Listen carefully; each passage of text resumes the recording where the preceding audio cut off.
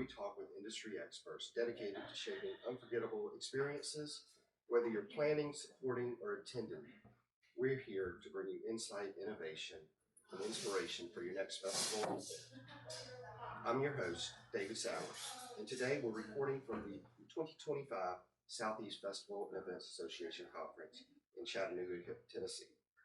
This event brings together the best minds in the industry to share ideas, strategies, and success that make festivals and events truly extraordinary. I've got a very special guest here. This episode features possible world record breaking news. This gentleman has been in the entertainment industry for 30 years. He's been traveling the world, entertaining families, festivals, and events, even with a little bit of touch of comedy. Let it be known, though, you are about to hear from one of the only full-time professional kazoo players. Please welcome Rick Hubbard on the Kazoo Factory. Hi, everybody. Hi, David. What a pleasure to be on your podcast. It's going to be a lot of fun. Yes, I am truly excited to learn about all this. And as I mentioned, there's a little twist here at the end that will be very important to know. But I want to jump right in this. Tell me about yourself. Tell me how did you get into this? What's the origins? Well, it's all my life. Kazoos have seemed to have been part of the program. Back when I was a kid in elementary school, my grandmother gave me a guitar, and I got interested in guitar. Took lessons. Went to the music store with my allowance and said, "What can I buy for 25 cents?" And they were like, "You can afford a kazoo." This was way back in the day, David, when the kazoo was 25 cents. And so I got a piece of coat hanger and I wrapped my kazoo and I had it sitting up here and played my guitar and played my kazoo at the same time. And that was back when I was 12, 13 years old. I've been playing kazoo ever since.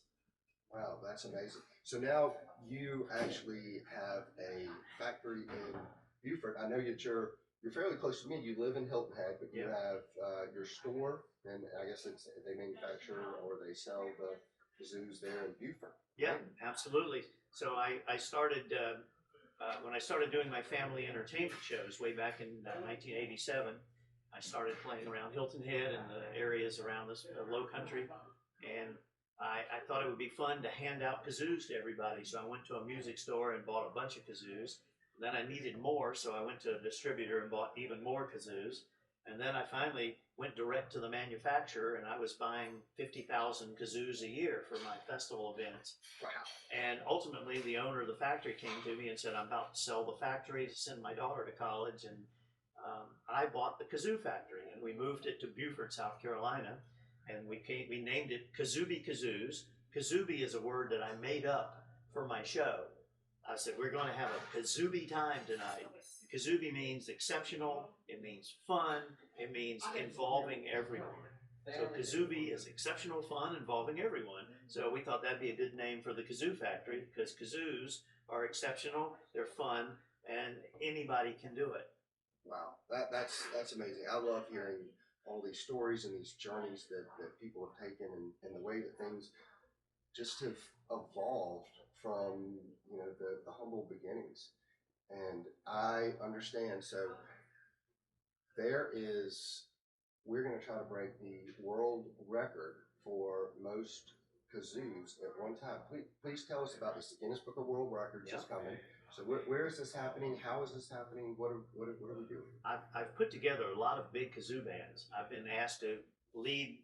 The biggest one I've actually ever led was in Cincinnati for Oktoberfest way back in the late 90s. We had 30,000 kazoo players, but we did not achieve the Guinness record due to some paperwork issues. They have a very specific set of rules, and to that effect, a group of people in Macon, the wonderful city of Macon, Georgia, which is the music capital, really, of Georgia. Yeah. And also, many people don't know, the place where the original kazoo was invented. Back in the 1800s, the kazoo was invented in Macon, Georgia, by a freed slave, a black man named Alabama Vest. and a German clockmaker named Thaddeus von Clegg, who had a clockmaking shop there in Macon. And the kazoo has its roots in Africa, and so this gentleman remembered the noisemakers that they used to have in Africa. He wanted to make it. They created it there. They first presented it at the Georgia State Fair, which was held in Macon at that time. And then somebody came and saw it, bought the rights to it, took it up to New York, and began producing them out of tin. They didn't have plastic back then, so tin was the choice. So there is a world record for the largest kazoo band, and it's only 5,190 people playing kazoo at a theater in London. This was done quite some number of years ago, and we've tried to break it several times, but never quite gotten there. Well, now we have a beautiful new amphitheater in Macon, Georgia. It's called the Atrium Health Amphitheater. It's part of the Cherry Blossom Festival, which is a major event in Macon, and it's going to be held on March 28th from 4 to 8 in the afternoon to allow everybody to attend. It's a very small ticket price, and everybody gets a free kazoo, and we're going to have 10,000 kazoos available, and all we need is just a few more than 5,200, and we'll bring the record for the world's largest kazoo band back where it belongs, to the United States of America, and even better, back to Macon, Georgia, where the kazoo got started. Where its original founder was. And so we are trying to hit 10,000, right? That's our goal. That's our goal, because we want it to be an unassailable record. Right. And so is it going to be, it's during the Cherry Blossom Festival. Yep. Yeah. What do you know the exact date that you're?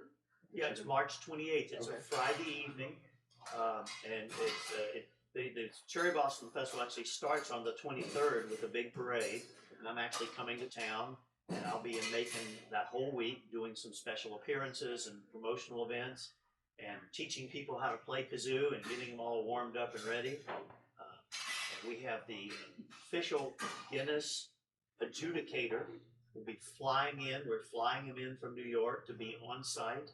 We have a third-party bookkeeping or accounting firm, which will be confirming the numbers, confirming the attendance numbers. Everything is being done exactly to Guinness's very strict paperwork regulations to assure that we actually meet the record, that we actually have the right number of people, and they're all playing kazoo. And to make it even more special for Macon, we're going to be performing on the kazoo a 5-minute medley of some of the greatest songs from the greatest artist that came from Macon, Georgia. Otis Redding, Sitting on the Dock of the Bay. The Allman Brothers, Ramblin' Man. Yes. Little Richard, Tutti Frutti, Wop Bop a Loo Bop a Wop Bam Boom. Well, this is exciting stuff. So, Everett, we've got to go out there and support this. Break the record. Let's just go over the top. But I want you to show me. Can you play me something? Can you show me how to play? It's been years. I don't.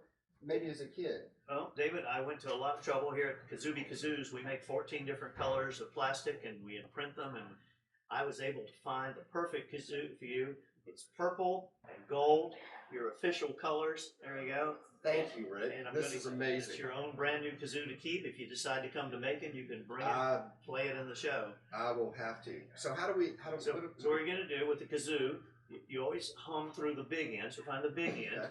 Now, I bite down on it with my teeth. We actually have a little ridge in there. It's specially made for you to bite down on. Okay? And wrap your lips around it. And you don't blow in a kazoo. You don't like that. You hum. Hoo. Give it a hoo. Okay, I got it. And now you're a kazoo player.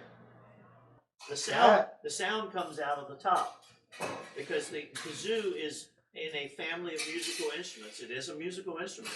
It's a family of musical instruments called merlotons. And merlotons create their sound by something called sympathetic vibration. So when you hum, your vocal cords vibrate. And there's a little piece of paper in here. We use a high-tech polymer that's waterproof. It's a great sounding resonator. And it resonates along with your vocal cords. So when you hum,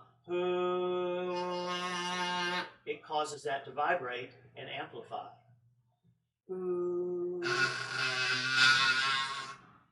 And That's that's what makes a kazoo sound, and it makes it unique. My kazoo playing would be different than, say, Pavarotti, the opera singer's kazoo playing. You know, everybody's kazoo playing is unique to your personality and your voice. yes, that takes a little practice getting used to. I continue to just kind of blow through it. It's I feel like I've forgotten how to hum somehow, but it's wow. That's amazing. Here's one for you. There you go, like this. Make 3 sounds like this.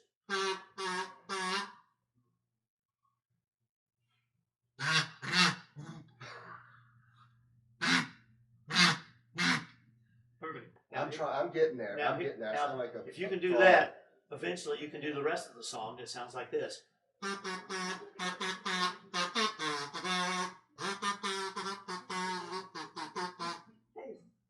That sounds amazing. I, on the other hand, I need a little more practice, but